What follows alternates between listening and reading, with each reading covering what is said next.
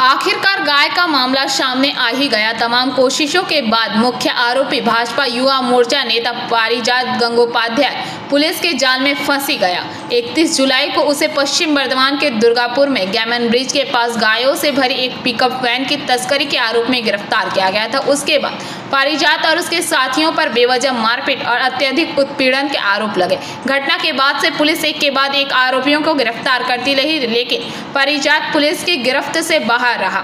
शनिवार तक गिरफ्तार लोगों की संख्या 9 तक पहुंच गई, लेकिन पारिजात का कोई सुराग नहीं मिला। आखिरकार कोकोविन थाने की सूत्रों के अनुसार रविवार देर रात धनबाद के पास एक विशेष पुलिस दल के अभियान में पारिजात को रंगे हाथों पकड़ लिया गया। उससे पहले ही दुर्गापुर लाया जा रहा है, लेकिन भाजपा विधायक लक्ष्मण घोरोई ने इस गिरफ्तारी के दावे की अलग ही व्याख्या की है। उनका दावा है कि पारिजात भागा नहीं बल्कि स्वेच्छा से आत्मसमर्पण किया, लेकिन स्थानीय हलकों में सवाल उठ रहा है कि असली सच्चाई क्या है, आत्मसमर्पण या पुलिस द्वारा गिरफ्तारी।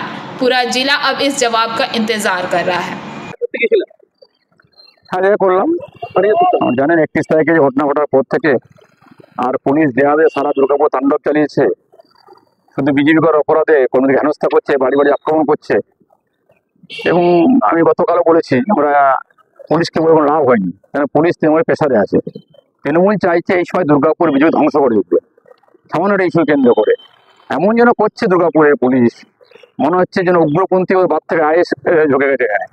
যেন আইএস এর ঢুকে যায়, যেন উগ্রপন্থী ঢুকে যায়, যেন দুর্গা কলকাতার বুকে লুকিয়ে থাকে, এরা খুঁজে পায় না পুলিশ।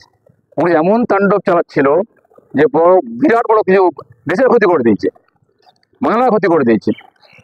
তো পুলিশ অতি সক্রিয় ছিল, একটাই কারণ ছিল যে দুর্গাপুরে বলে আগে বলেছি আমি 19, 21 এবং 24 তিনবার যে বারবার পরাজয়, সেই পরাজয় গ্লানি থেকে 3 বছর ভোট করেনি, ভয়ে ভোট করছে না। 26-এ ভোট আছে, এখন যে কোনোভাবে কালিমালিপ্ত করে, যে কোনোভাবে আক্রমণ করে, পুলিশ দিয়ে হেনস্থা করে, গাঁজা কেস, আফিং কেস দিয়ে পরে আক্রান্ত ঢুকিয়ে দেওয়া, এটা হচ্ছে চক্রান্ত। তাই আমরা পারিবারিক স্যান্ডা করেছে। আর একটা মনে হয় এখান থেকে পরিষ্কার হয়ে গেল যে বাংলার পুলিশ যে অপদার্থ, বাংলার সিআইডি যে অপদার্থ, এটা প্রমাণ হয়ে গেল।